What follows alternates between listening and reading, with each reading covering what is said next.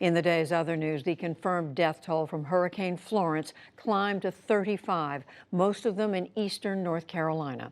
And thousands of people in the region struggle for another day against catastrophic flooding. William Brangham has the latest.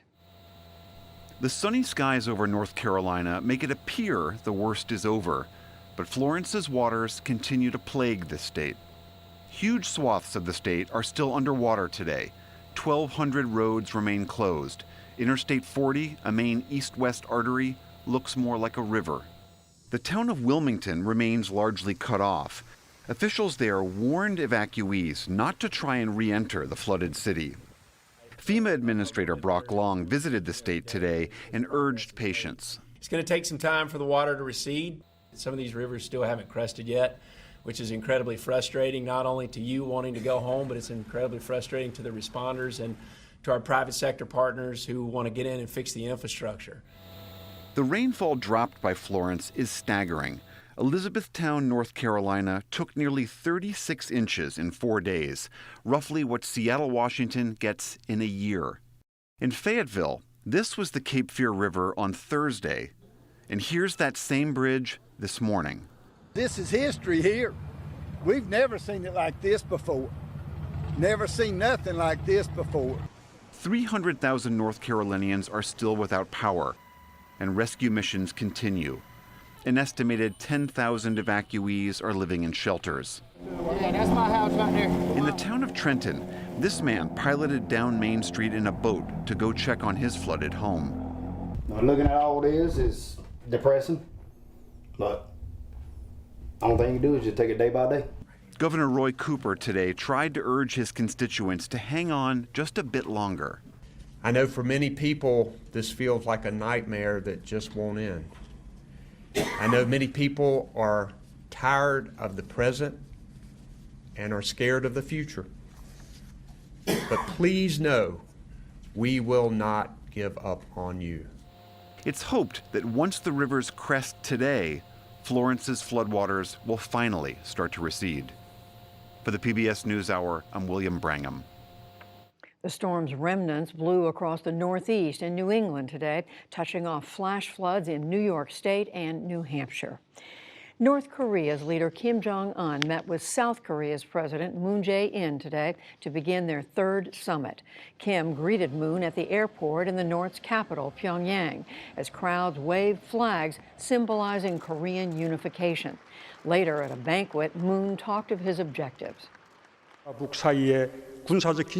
We will candidly discuss ways to completely eradicate the military tension and threats of war.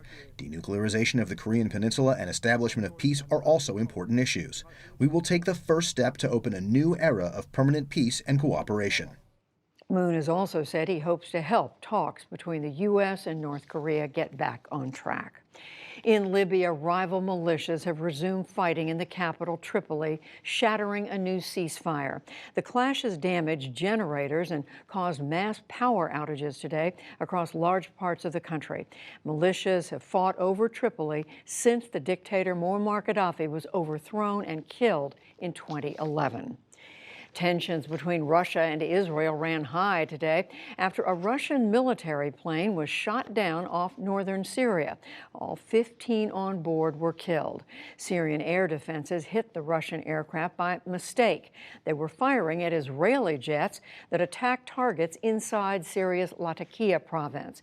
Russia's military initially blamed Israel, but later President Vladimir Putin took a more measured tone.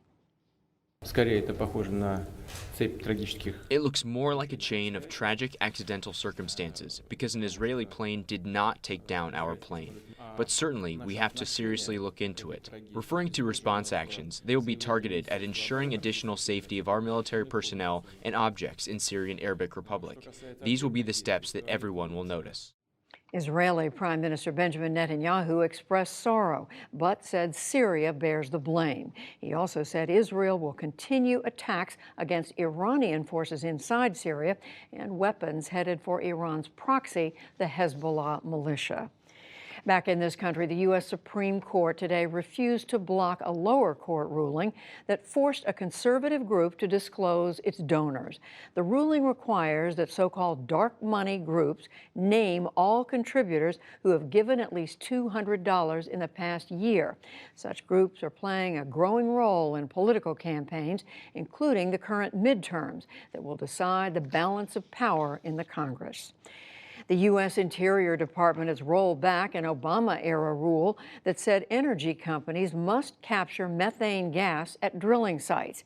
It was aimed at curbing climate change, but had been tied up in court.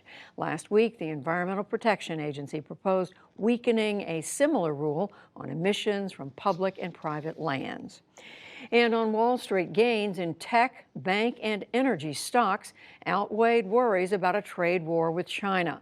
The Dow Jones Industrial Average gained almost 185 points to close near 26,247. The Nasdaq rose 60, and the S&P 500 added 15. Still to come on the NewsHour, implications of the sexual assault allegation against Supreme Court nominee Brett Kavanaugh.